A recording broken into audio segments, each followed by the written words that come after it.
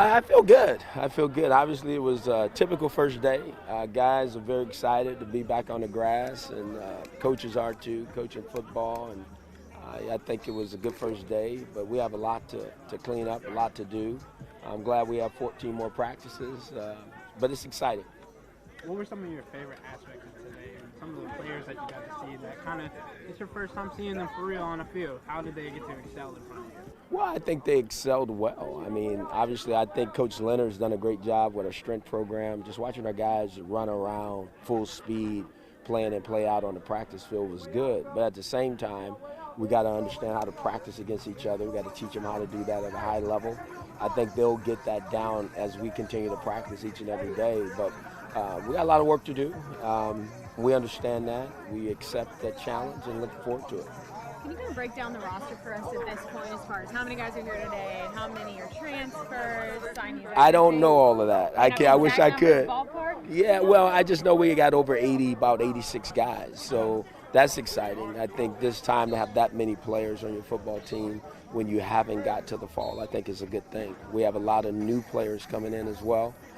But we do have some transfers that were exciting, that we were very excited to see today, a quarterback, a wide receiver, on offense and defense. I think some guys showcased themselves, but again, it's just one day. So maybe you check back with me after about 12 more practices. I can give you more information on that. Talk more a little bit about the excitement of the players. It seemed like everybody's ready to go, rowdy, and just enjoying to be back on the field. Well, I think they should be. I mean, we have something to prove, obviously. I think what's important is that our players understand what the challenge ahead is. And each and every day, we just got to get a little bit better. That's my challenge today. And we got to practice a little faster, a little more competitive, and just keep doing what we're doing at a high level and see if we can get there by the time we play the spring game. You say you have something to prove. Can you kind of elaborate what that means for you in the school? Well, what it means for me in the school is this is still Grambling State University. I mean, I've always said it. They've been the King Kong of the HBCUs. We've kind of lost our way a little bit, and nobody's fault. But I think these men are understanding what the history and tradition is, and we need to get back to that, and that's what our challenge is. Moving forward, building your staff, where are you in the process as far as an offensive coordinator, and where do you go? I feel good about where we are. John Simon will be our offensive coordinator. I trust John wholeheartedly. Obviously, I'm going to be totally involved on offense, and looking forward to just moving things forward. And I think our staff has done a great job. We don't flinch when things happen. We just kind of move on and circle the wagon and keep on moving. I think you mentioned on your first day here in your introductory press conference and the warm welcome that you had from Grambling and all that. How has that been able to kind of play out?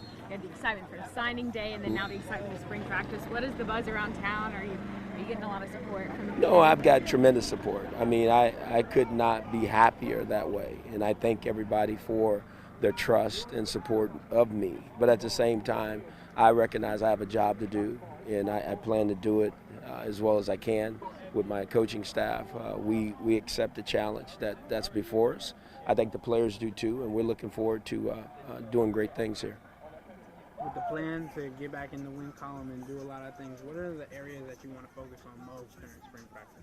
I think once we get the pads on, it's going to come down to blocking and tackling and making sure that the ball is thrown in the right spot and our defensive players can play the ball when it's in the air. I think those things are very important. But what we have to do is make sure we shut down the other team's quarterback, shut down the other team's running game, and we have to be able to run the football. So that's something we plan on making sure that happens while I'm here. As a quarterback expert, having 5 excellent quarterbacks on your roster, can you talk to me about what they showed in their first day on the field? I think it's way too early. I don't think you ever judge a quarterback by the first day in shorts because that's not the way the game's played. It's played in pads. So I'll know more about these guys under duress. I think it's easy when nobody's really trying to come after you and get you. But at the same time, they all had their bright spots today. They all had some spots that they got to work on, and that's a good thing.